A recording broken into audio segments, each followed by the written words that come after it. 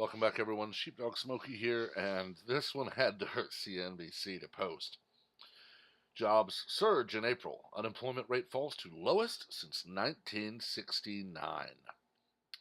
The U.S. jobs machine kept humming along in April, adding a robust 263,000 new hires, while the unemployment rate fell to 3.6%, the lowest in a generation, the Labor Department reported Friday. Non-farm payroll growth easily beat Wall Street expectations of 190,000, a 3.8% jobless rate. Average hourly earnings growth held at 3.2% over the past year, a notch below Dow Jones estimates of 3.3%. The monthly gain was 0.2%, below the expected 0.3% increase, bringing the average to 27.77. The average work week also dropped 0.1 hours to 34.4 hours. Unemployment was last this low in December 1969, when it hit 3.5%. At a time when many economists see a tight labor market, big job growth continues as the economic expansion is just a few months away from being the longest in history.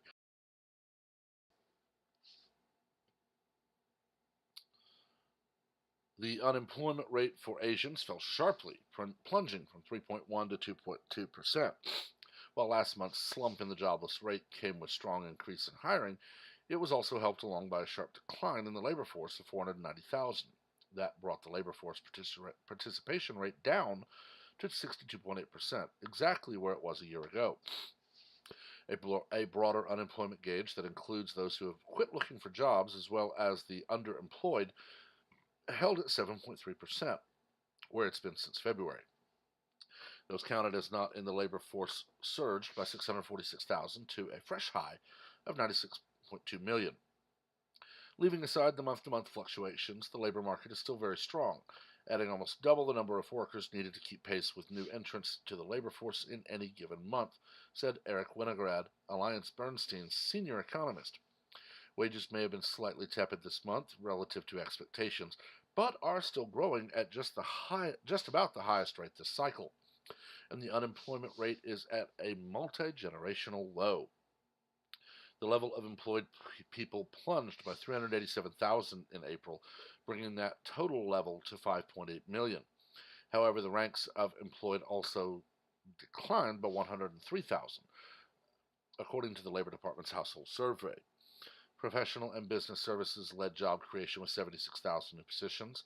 Construction added 33,000, bringing to 256,000 the total new jobs created in the field over the past year. Healthcare rose by 27,000, bringing its 12-month total to 404,000, while financial positions increased by 12,000, rounding out an increase of 111,000 in the 12-month period, thanks largely to growth in real estate and rental and leasing. Social assistance increased by 26,000, while manufacturing added 4,000. Retail, whose fortunes have fluctuated in recent months, saw a loss of 12,000 jobs. Previous months saw net upward revisions, with February going from a scant 33,000 growth to 56,000, though March's total was reduced from 100 to 189,000 from 196,000 for a net gain of 16,000. Year-to-date, job gains have averaged $205,000 a month. April's big increase comes amid a mostly positive backdrop of economic data. GDP increased 3.2% during the first quarter, far exceeding expectations, while productivity during the quarter jumped 3.6% for its best gain in 5 years. Pending home sales rose 3.8% in March, providing some hope in the real estate market so long as rates are held in check. Earlier this week, the Federal Reserve held the line on its benchmark interest rate, characterizing economic growth as solid even as inflation remains tame. The central bank watches metrics like the non-farm polls report closely for clues both on job creation and wage pressures. Fed Chairman Jerome Powell said current indications point to a prolonged period of holding pat on increases or decreases in rates. President Donald Trump has said he wants the Fed to cut rates by a full percentage point.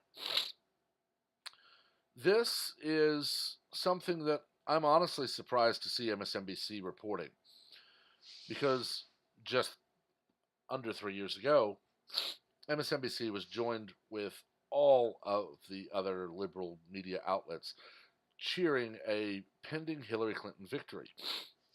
Now, I understand economy writers tend to not have a choice in reporting on the economy, but it can still be given spin. And this was not spun hardly any at all. So I'm impressed that they would do this. But this is what the Democrats are scared of. See, they know that the 2017 tax cut affected all working Americans. They have to keep the lie going that it was only the rich who got a tax cut, when in fact the rich got a larger cut because there's more money there. When you have more actual dollars involved, a cut will be more actual dollars.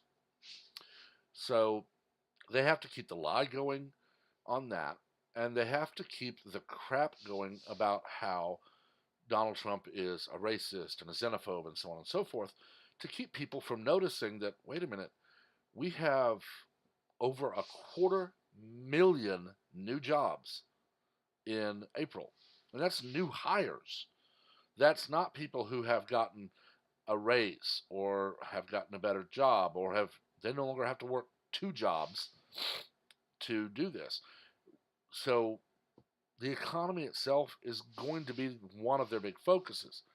Of course, they're going to harp on the fact that the wall is because Trump hates brown people, even though it's not, and we know that we're blocking MS-13 members, terrorists, drugs, human traffickers, and so on. And when crime rates do fall where the wall is, they're going to say, well, he just hates brown people. So when crime rates fall, we'll start hearing that statistics are racist. Because, of course, anything that proves a Democrat wrong is racist. With this, math will be racist. Or maybe if it's not Kamala, it will be math is sexist. The Democrats need to open their eyes, wake the hell up, grow up, and realize that the road they're on of I'm going to take away your guns, I'm going to take more of your money in taxes, I'm going to give that money to people who are unwilling to work, and then we're going to tell you that you can't have your car because it's bad for the environment, and your job is eliminated because it's bad for the environment. Can't go eat beef because, oh, that's bad, and just obey us. They need to realize that that platform is going to see them fall hard. But, maybe they need to. There are some people who just do not learn any other way except by abject failure. Honestly, the best lesson we could give to the country next year would be for the likes of Booker, Swalwell, Harris, Pelosi, Waters, Feinstein, Schumer, Warren, Sanders. All of them voted out and replaced by Republicans, or at least by actual conservatives. Whether they're a Republican or Democrat, I don't care. Maybe if the ringleaders of the socialism for all, so we get your money, are voted out of office and replaced by people who have a brain and know how to use it, maybe other people will start to wake up and go, wait a minute, the life got a little bit better start after 2017's inauguration. It got better in 18. It got better in 19. It got better in 20. And now it's getting better and better and better. And it's all happening when Democrats are taken out of office. I'm not holding my breath for that. But at least with this, we do have something, a bit of good news. I've talked long enough. Let me know what you think. As always, though, remember to keep it civil. We don't learn from argument. We learn from debate.